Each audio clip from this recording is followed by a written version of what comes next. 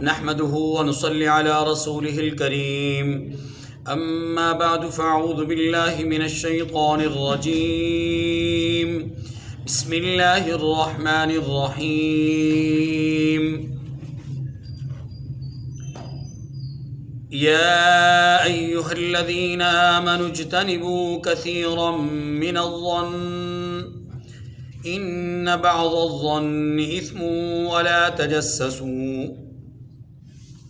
ولا تجسسوا ولا يغتب بعضكم بعضا أيحب أحدكم أن يأكل لحم أخيه ميتا فكرهتموه واتقوا الله إن الله تواب رحيم يا أيها الناس إنا خلقناكم من ذكر وأنثى وجعلناكم شعوبا وقبائل لتعارفوا إن أكرمكم عند الله أتقاكم إن الله عليم خبير صدق اللہ العظیم۔ سورہ حجرات کی آیت نمبر 12 اور 13 دو آیات کریمہ کی آپ کے سامنے تلاوت ہوئی۔ اس سے پہلے اللہ ذوالجلال نے یہ ارشاد فرمایا ہے کہ ایمان والو، دو فریقوں کے درمیان اگر کوئی جھگڑا، اختلاف، لڑائی ہو جائے تو صلح کرنے کی کوشش کرو، صلح کرو، کیونکہ تم سب آپس میں بھائی بھائی ہو۔ اللہ کی ذات کا خوف اور ڈر اپنے دل میں پیدا کرو، ایک دوسرے کی اصلاح کی فکر کرو۔ چونکہ معاشرے کے اندر جو لڑائی جھگڑے اور اختلاف و انتشار ہمیں نظر آتے ہیں، اس کے کچھ اسباب ہیں، اور ان اسباب میں سے اللہ تبارک و تعالیٰ نے کچھ اسباب کو یہاں پر بیان کیا ہے۔ نمبر 1 ہم پڑھ چکے کہ کسی کا مذاق اڑانا تحقیر کے لیے یہ بھی جھگڑے کا سبب بن سکتا ہے۔ دوسری بات کہ بدگمانی سے بچو۔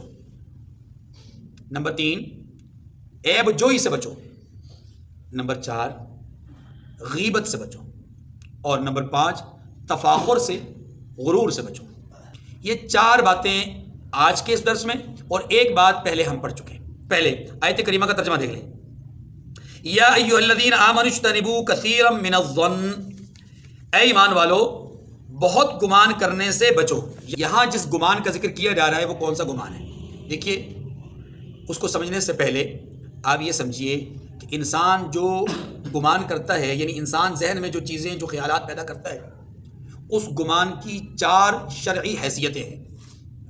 نمبر 1 گمان کرنا واجب ہے، یعنی اللہ رب العزت کی ذات سے اچھا گمان کرنا یہ ہر مومن کے اوپر واجب ہے کہ وہ اللہ کی ذات سے اچھا گمان کرے، کیونکہ اللہ پاک حدیث قدسی ہے، ارشاد فرماتے ہیں انا عند ظن عبدی، میں اپنے بندے کے گمان کے مطابق فیصلہ کرتا ہوں۔ تو اللہ سے اچھا ہی گمان کرنا چاہیے، کبھی بھی اللہ سے برا گمان نہیں کرنا چاہیے، اس لیے اللہ سے اچھا گمان کرنا واجب ہے۔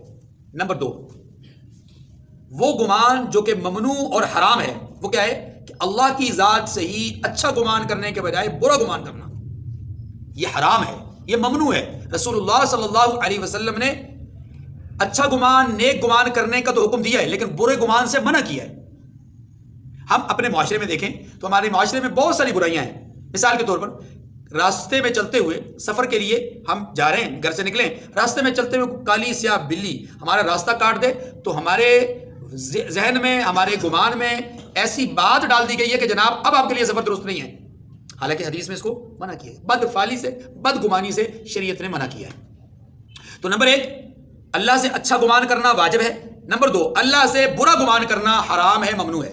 نمبر 3 مستحب گمان، یعنی ایسا گمان کہ جو کہ شرعاً مستحب کا درجہ رکھتا ہے۔ وہ کیا ہے کہ کسی بھی مومن کے حوالے سے، اچھے صالح مومن کے حوالے سے اچھا گمان رکھنا یہ مستحب بات ہے۔ رسول اللہ صلی اللہ علیہ وسلم نے ارشاد فرمایا ظن المؤمنین خیرا، مومن کے بارے میں اچھا گمان رکھو۔ یہاں اس حدیث مبارکہ میں یا اس شرعی حکم میں یہ بات بھی سمجھ لیجئے کہ جب ایک عام مسلمان کے بارے میں اچھا گمان رکھنا مستحب ہے، تو اگر یہ مسلمان اعلیٰ درجے کا ہو، درجہ ولایت پہ پہنچے، تو اس کے بارے میں تو گمان اچھا رکھنا اس سے بھی کئی زیادہ اہم بات ہوگی۔ اور اگر وہ مسلمان درجہ تابعیت کو یا صحابیت کے شرف کو پہنچا ہو تو پھر اس کے بارے میں تو اچھا گمان کرنا بہت ہی ضروری ہوگا، اور ایسے فرد کے بارے میں کسی قسم کی بدگمانی پیدا کرنا اپنے آپ کو ایمان سے تہی دامن کرنے کے مترادف ہوگا۔ تین ہو گئے، پہلا واجب اللہ کے بارے میں اچھا گمان کرنا، دوسرا حرام اللہ کے بارے میں بدگمانی کرنا، تیسرا مستحب یعنی مومنین کے بارے میں اچھا گمان کرنا، چوتھا جائز۔ یہ کیا ہے؟ جائز گمان یہ ہے کسی کے بارے میں کہ ایک آدمی کی خصلت یہ ہے، ایک آدمی کی عادت یہ ہے، اس کا مزاج یہ ایسا ہے کہ اس سے 2 3 4 5 قسم کے جرائم جو ہیں وہ لازماً صادر ہوتے ہیں۔ اب اس آدمی کے بارے میں یہ گمان دل میں آ جانا کہ یہ آیا ہے تو چوری کرے گا، یہ فلاں گھر میں داخل ہوا تو چوری کرے گا، یہ فلاں دکان میں چلا گیا چوری کرے گا، یہ جو تاک لگا کے بیٹھا ہوا چوری کرے گا، یہ جو اس کے برے اعمال کی وجہ سے ایسا گمان کر لینا شرعاً جائز ہے، حرام نہیں ہے۔ اس آدمی کے بارے میں، عام مومن کے بارے میں نہیں، جس آدمی کی جبلت بن گئی ہو گناہ کرنے کی، ایک خاص گناہ اس کی جبلت میں آ گیا، اب اس سے اس گناہ کی توقع رکھنا، اس سے اس گناہ کا گمان کرنا، یہ شرعاً اس کا جواز ہے۔ ضروری نہیں کہ آپ یہ گمان کریں، لیکن اگر کسی نے گمان کر لیا تو گناہ گار نہیں ہوگا، یہ مقصود ہے۔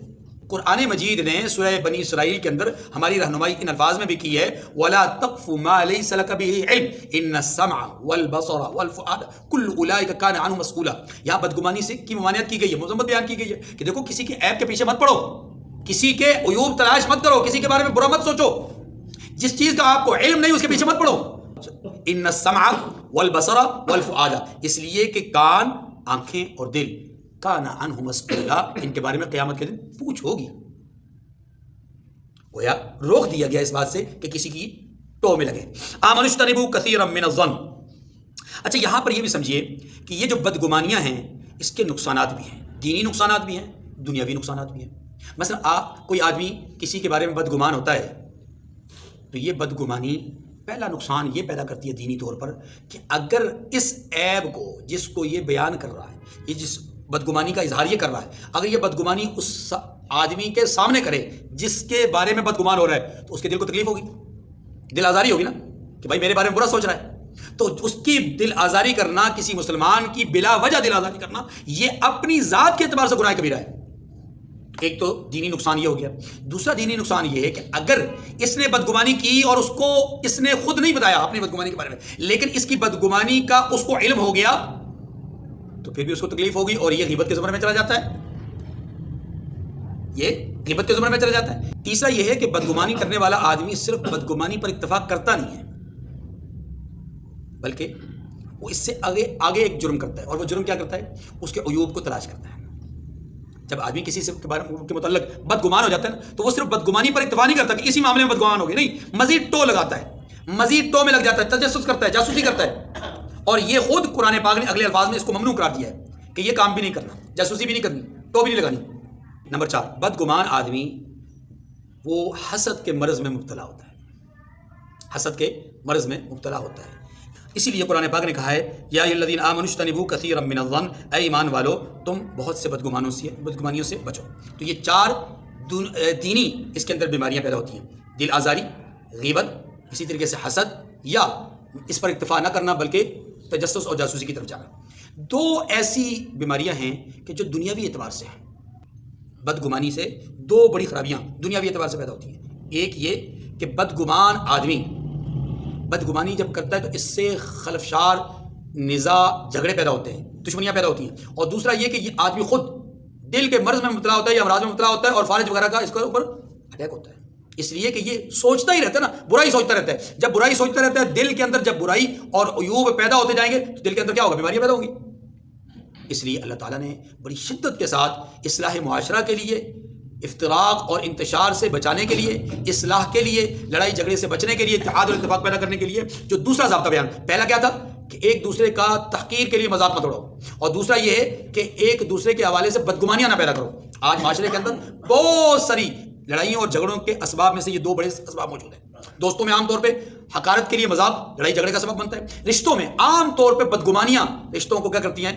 اس میں دراڑیں پیدا کر دیتی ہیں۔ تیسری بات، آج کے درس کی دوسری اور مجموعی طور پہ تیسری بات فرمایا ان بعض الظن اثم، یہ اس کا پہلے والے کا حصہ ہے کہ بدگمانی سے احتراز کرو، کیونکہ گمان کرنا، بدگمانی کرنا گناہ ہے۔ اچھا گمان ممنوع نہیں ہے، لیکن برا گمان کرنا کیا ہے؟ گناہ۔ ولا تجسسوا، دوسری بات ارشاد فرمائی کہ عیب جوئی مت کرو، ایک دوسرے کے حال کا تجسس مت کرو، یعنی ایک دوسرے کے عیب اور ایک دوسرے کی جو خامیاں ہیں ان کو تلاش مت کرو۔ قرآن مجید فرقان حمید نے یہ ایک لفظ کہہ کر کے ہماری معاشرے کے جھگڑے اور اختلاف سے بچنے کے لیے بہترین رہنمائی کی ہے۔ آقا صلی اللہ علیہ وسلم نے اس حوالے سے ایک تو یہ ارشاد فرمایا ہے کہ تم کسی کی عیب جوئی مت کرو۔ اس حوالے سے آپ صلی اللہ علیہ وسلم نے ارشاد فرمایا کہ من ستر المسلم سترہ اللہ یوم القیامہ۔ دیکھیے اس دنیا کے اندر جو آدمی کسی کے عیب پہ پردہ ڈالتا ہے، عیب جوئی کا مطلب یہ ہوتا ہے کہ کسی کے اندر کوئی عیب ہو، اس عیب کو ظاہر کرنا، اس عیب کو لوگوں کے سامنے اس کو آشکار کرنا۔ اللہ کے رسول فرماتے ہیں کہ من ستر المسلم سترہ اللہ یوم القیامہ، جو آدمی دنیا کے اندر کسی مسلمان کی پردہ پوشی کرے گا، قیامت کے دن اللہ رب العزت اس کی پردہ پوشی فرمائیں گے۔ یہ بہت بڑی فضیلت ہے، اور ہم آج کے اس معاشرے میں ایک دوسرے کی عیب جوئی کرنا اپنے لیے فرض عین سمجھتے ہیں۔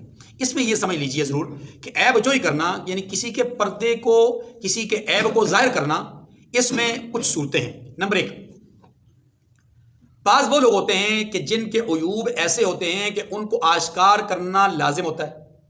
مثلا کوئی صاحب علم آدمی کسی باطل، گمراہ طبقے، فرقے، جماعت کے حوالے سے اگر اس کے عقائد اور اس کے نظریات کو بیان کرتا ہے، اس کے ان عیوب کو ظاہر کرتا ہے، اور مقصد اس کا صرف اور صرف اصلاح ہے تاکہ لوگ اس باطل فرقے سے بچ سکیں، لوگ ان باطل لوگوں سے بچ سکیں، تو یہ ایسا کرنا درست ہے، نہ صرف درست ہے بلکہ صاحب علم کے اوپر لازم ہے۔ نمبر دو، اگر اس کا عیب ایسا ہے کہ اس عیب سے معاشرے کو نقصان پہنچنے کا اندیشہ ہے دنیاوی اعتبار سے، ایسے عیب سے بھی لوگوں کو آگاہ کرنا، یہ جس نے اس عیب پر جو ہے وہ مطلع ہوا، اس پر جو ہے وہ کیا ہے؟ لازم ہے۔ مثال کے طور پر ایک آدمی اپنے مزاج کے اعتبار سے گناہ گار ہے اور سخت ترین گناہ اس کے اندر پایا جاتا ہے، مثلا حقوق اللہ کی پائمالی کرتا ہے، زنا کے ذریعے سے، شراب خوری کے ذریعے سے، اس طرح، یا اسی طریقے سے حقوق العباد کی پائمالی کرتا ہے، کسی کی چوری کرتا ہے، ڈکیتی کرتا ہے، اس طرح کا فرد ہے، تو ایسے آدمی کے مزاج سے لوگوں کو آگاہ کرنا، اس لیے تاکہ لوگ اس کے شر سے بچ سکیں، یہ کرنا بھی درست ہے۔ لیکن اگر اس آگاہی سے مقصود اس آدمی کی محض تحقیر ہو، انسلٹ ہو، معاشرے میں بدنامی ہو، تو تب بھی درست نہیں ہے۔ دیکھیں کتنا ایک ہی شخص اس کے عیوب اور نقائص کو ایک آدمی بیان کر رہا ہے، کس لیے؟ تاکہ لوگ بچ جائیں، دوسرا آدمی بیان کر رہا ہے حقارت کے لیے، جو آدمی بچانے کے لیے کر رہا ہے شرعاً اللہ کے ہاں، معاشرے میں تو ہر آدمی یہی کہے گا کہ میں تو اصلاح چاہتا ہوں، میں تو اچھائی کے لیے کر رہا ہوں، لیکن اصل تو اعتبار ہوگا اللہ کا۔ اللہ کے ہاں اگر اس آدمی نے واقعتاً لوگوں کو بچانے کے لیے ایسا کیا تو اس نے بالکل درست کیا، لیکن اگر اس نے صرف اس کی حقارت کے لیے، تحقیر کے لیے ایسا کیا تو پھر یاد رکھیے اس نے 100% غلط کیا، اس نے بھی ایک ایسا ہی معاملہ کیا جیسا کہ وہ گناہ کر رہا ہے، ایسا یہ بھی گناہ کر رہا ہے۔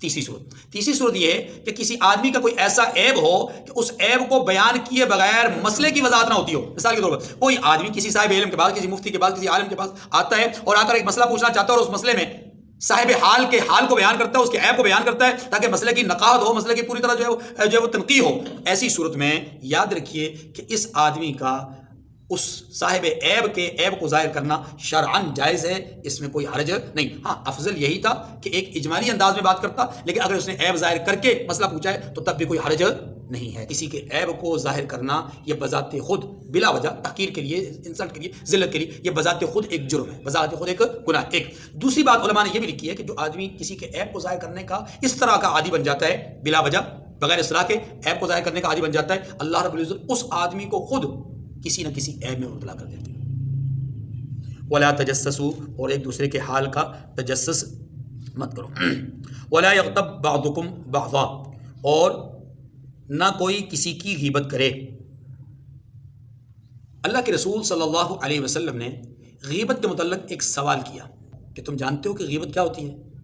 صحابہ کرام نے خاموشی اختیار کی۔ اللہ کے رسول صلی اللہ علیہ وسلم نے فرمایا کہ تم اپنے بھائی کا ذکر اس کی پیٹھ پیچھے کرو، جس ذکر کو سن کر کے وہ ناپسند کرے، یہ کیا ہے؟ غیبت۔ تو صحابی نے پوچھا کہ یا رسول اللہ اگر اس کے اندر وہ عیب پایا جائے تو؟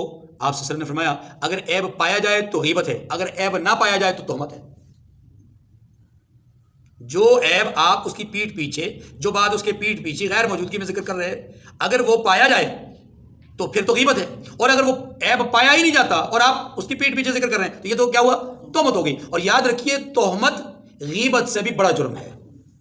غیبت کرنا یہ اللہ کے رسول صلی اللہ علیہ وسلم کے ہاں بہت بڑا جرم قرار دیا گیا۔ آپ صلی اللہ علیہ وسلم نے ارشاد فرمایا الغیبت اشد من الزنا، غیبت زنا سے بدتر جرم ہے۔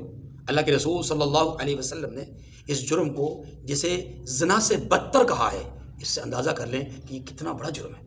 حدیث میں آتا ہے قیامت کے دن اللہ ذوالجلال اس آدمی کے سامنے جس نے کسی کی غیبت کی ہوگی، اس کے سامنے ایک تشتری میں گوشت رکھیں گے اور پھر اس سے کہیں گے کہ اپنے بھائی کا گوشت کھا۔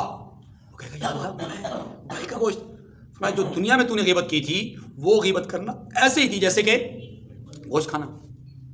غیبت کی مذمت کے حوالے سے سفر معراج میں پیش آنے والا ایک واقعہ رحمت دو عالم صلی اللہ علیہ وسلم بیان فرماتے ہیں کہ میں نے دیکھا کچھ لوگ ایسے ہیں مرد و خواتین کہ جن کے ناخن بڑے بڑے ہیں اور تانبے کے ہیں، اور وہ اپنے بڑے بڑے ناخنوں سے اپنے چہروں کو اور اپنے سینوں کو نوچ رہے ہیں۔ میں نے پوچھا جبرائیل یہ کون ہے اور کس جرم کی سزا پا رہے ہیں؟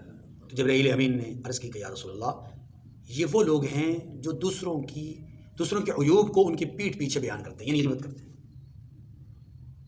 قرآن پاک نے بھی کہا ہے ایحب احدکم ان یاکل لحم اخیہ میتا فکرہتموہ، کیا تم میں سے کوئی اس بات کو پسند کرے گا کہ اپنے مرے ہوئے بھائی کا گوشت کھائے؟ اس سے تو تم ضرور نفرت کرو گے۔ فکرہتموہ، اس سے تو یعنی اس بات سے تو تم ضرور نفرت کرو گے۔ کیا سمجھایا گیا کہ کیا تم میں سے کوئی آدمی اس بات کو پسند کرتا ہے کہ وہ اپنے بھائی کے اس طرح جو ہے وہ گوشت کو کھائے کہ وہ بھائی بھی ہو اور مردہ حال میں بھی ہو اور اس کے گوشت کو آپ کھائیں؟ کیا پسند کرو گے؟ یقیناً اللہ فرماتے ہیں کہ تم اس بات کو تو ضرور ناپسند کرو گے۔ جب اس کو ناپسند کرتے ہو تو پھر غیبت کیوں کرتے ہو؟ غیبت کا جرم تو اس سے بھی بڑھ کر ہے۔ فکرہتم واتقوا اللہ، اللہ اکبر، اللہ کا ڈر رکھو اپنے اندر۔ دیکھیے غیبت کی کئی صورتیں ہیں۔ نمبر 1، کوئی انسان کسی کے عیوب کو زبان سے بیان کرے اس کی پیٹھ پیچھے، یہ غیبت ہے۔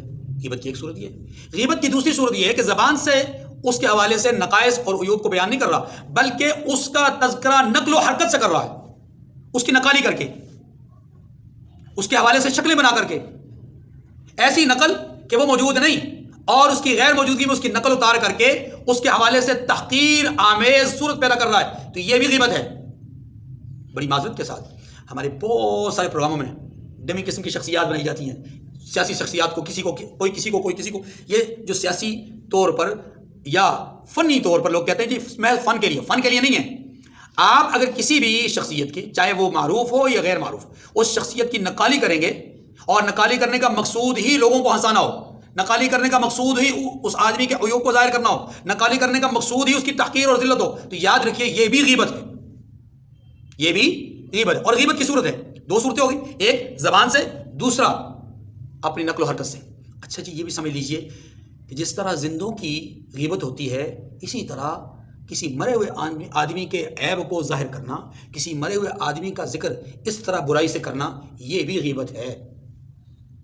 یہ بھی آپ ماعز اسلمی رضی اللہ تعالی عنہ کا وہ واقعہ آپ کے ذہن میں کہ جب انہیں رجم کیا گیا ایک جرم زنا کے نتیجے میں، تو ان کی قبر کے پاس سے کچھ لوگ گزرے، رسول اللہ صلی اللہ علیہ وسلم بھی ساتھ تھے، تو کسی نے ان کے حوالے سے مذمتی کلمات کہے۔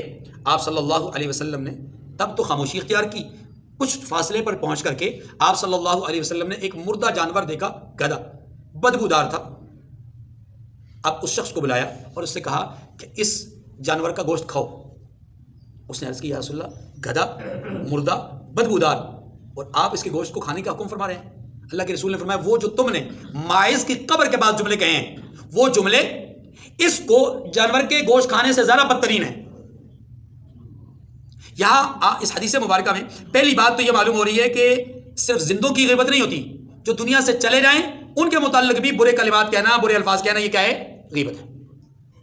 دوسری بات اللہ کے رسول صلی اللہ علیہ وسلم نے یہ بھی ارشاد فرمائی کہ اگر ماعز کی توبہ کو اللہ ذوالجلال پورے اہل مدینہ پر تقسیم فرما دیتے تو سارے اہل مدینہ کی مغفرت اور بخشش کا فیصلہ ہو چکا ہوتا۔ اس سے پتہ چلا کتنے خلوص کے ساتھ، کتنی للہیت اور عاجزی اور انکساری کے ساتھ جناب ماعز نے اللہ کے ہاں گڑ گڑا کر کے اپنے گناہ کے لیے معافی مانگی ہوگی۔ اس سے پتہ چلا کہ ہمیں اپنے جرائم پر ہمیشہ ندامت کا اظہار کرنا چاہیے، اپنی غلطیوں کا احساس اپنے دل میں پیدا کرنا چاہیے۔ اسی کو اللہ تبارک و تعالیٰ فرمایا واتقوا اللہ، اللہ سے ڈرتے رہو۔ غلطی ہو جانا، غلطی ہو جانا یہ بہت غلط بات نہیں ہے، لیکن غلطی پر اصرار کرنا، غلطی پر ڈٹ جانا یہ بہت غلط بات ہے۔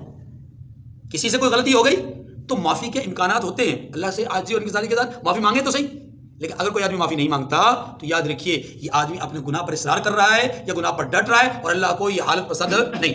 ان اللہ تواب الرحیم، اور اللہ کا ڈر، بے شک اللہ توبہ قبول کرنے والا ہے۔ اب نمبر 5 پہ بات کی جا رہی ہے آج کے درس کی چوتھی بات، یا ایھا الناس انا خلقناکم من ذکر و انثی وجعلناکم شعوبا وقبائل لتعارفوا، اے لوگو ہم نے آپ کو ایک مرد اور ایک عورت سے پیدا کیا، ہم نے تمہیں ایک مرد اور ایک عورت سے یعنی آدم اور حوا علیہم السلام سے پیدا کیا، اور تمہاری قومیں اور قبیلے بنائے، یعنی تمہیں آگے قوموں میں اور قبیلوں میں تقسیم کیا۔ دیکھیے قوم کس کو کہتے ہیں؟ قوم کہتے ہیں کہ ایک بہت بڑا حلقہ جس کے ضمن میں کچھ خاندان اور کچھ چھوٹے چھوٹے دستے رہتے ہوں۔ مثال کے طور پر مثال دیتا ہوں، سید ایک قوم ہے، سید ایک قوم ہے جن کا حسب اور نسب حضرت پاک صلی اللہ علیہ وسلم کی اولاد یعنی بیٹی سے چلتا ہے۔ اب ان سیدوں میں آگے 2 قبیلے ہیں بڑے، قوم ایک ہے سید، اور اس کے آگے 2 بڑے قبیلے ہیں، ایک قبیلے کو حسنی قبیلہ کہا جاتا ہے، دوسرے قبیلے کو حسینی قبیلہ کہا جاتا ہے۔ حضرت حسن کی اولاد کو حسنی، حضرت حسین کی اولاد کو حسینی۔ اب یہ جو دونوں ہیں حسنی حسینی، ان دونوں کی لڑی اوپر جا کر کے ایک ہو جاتی ہے، اس لیے وہ جو قوم ہے بنیادی طور پر وہ کون ہے؟ سید۔ لیکن یاد رکھیے ہمارے ہاں معاشرے میں پاکستان میں جتنے سید پائے جاتے ہیں شاید دنیا میں کہیں نہیں پائے جاتے۔ سید کی پہچان کیا ہے؟ نمبر 1 دیندار ہوگا، بے دین آدمی سید نہیں ہو سکتا، یہ اللہ کی شان ہے، بے دین آدمی سید نہیں ہو سکتا، دیندار ہوگا پہلی چیز۔ دوسری بات سید وجیح النظر ہوگا، اس کو دیکھنے کو دل چاہے گا، اور نمبر 3 سید سخی ہوگا۔ یہ 3 خصوصیات 3 صفات ہیں جو سید کے اندر ہیں۔ آپ اگر کسی شخص کو دیکھتے ہیں کہ یہ سید ہے تو آپ اس کے اندر یہ 3 کوالٹیز دیکھ لیجئے۔ تو اللہ تبارک و تعالیٰ نے جو بات سمجھائی ہے اس کو سمجھیں۔ دیکھیے اس آیت کریمہ میں اللہ تبارک و تعالیٰ نے ہمیں سمجھایا گیا ہے کہ تمہیں قوموں میں تقسیم کیا یا قبائل میں تقسیم کیا، یہ وجہ فخر نہیں ہے، یہ تمہارا کمال ہے ہی نہیں۔ بھائی سیدھی سی بات ہے، ایک آدمی رحمانی ہے، ایک آدمی انصاری ہے، ایک آدمی راجپوت ہے، ایک آدمی پٹھان ہے، ایک آدمی علی سے ہے، سدھو سے ہے، ہاں جی حسن سے، کوئی بھی کسی بھی قبیلے سے تعلق رکھتا ہے، کسی قوم سے تعلق رکھتا ہے، اس کا تو اپنا کوئی کمال نہیں ہے۔ پر پیدا ہونا ہمارا کمال تھوڑی ہے کہ ہم فلاں خاندان فلاں گھرانے میں فلاں فرد کے ہاں فلاں گھر میں جو پیدا ہو گئے، نہیں، ہمارا کمال نہیں ہے۔ ہمارا کمال ہمارا فخر ہوگا، یہ بات ذہن رکھیے گا۔ جو اللہ نے بنایا ہے وہ ہمارے لیے فخر کی بات نہیں ہے، فخر کی بات ہمارے لیے تب ہوگی جب ہم وہ کام کریں گے جو ہم کر سکتے ہیں، اور وہ کیا ہے؟ اللہ پاک نے ارشاد فرمایا وَجَعَلْنَاكُمْ شُعُوبًا وَقَبَائِلَ لِتَعَارَفُوا، یہ قومیں قبیلے بنائے تاکہ تمہارے، اس لیے تاکہ ایک دوسرے کو شناخت کرو، ایک دوسرے کو پہچان کرو، یہ فلاں قبیلے سے، فلاں قبیلے سے، فلاں قوم سے، فلاں خاندان سے، فلاں فیملی سے، یہ تمہاری پہچان ہے، بس اس کو محض پہچان تک رکھو۔ ہمارے ہاں المیہ یہ اسی کو سب کچھ سمجھا گیا ہے۔ یہ ہے وہ 5ویں بات جس پہ لڑائی جھگڑے ہوتے ہیں۔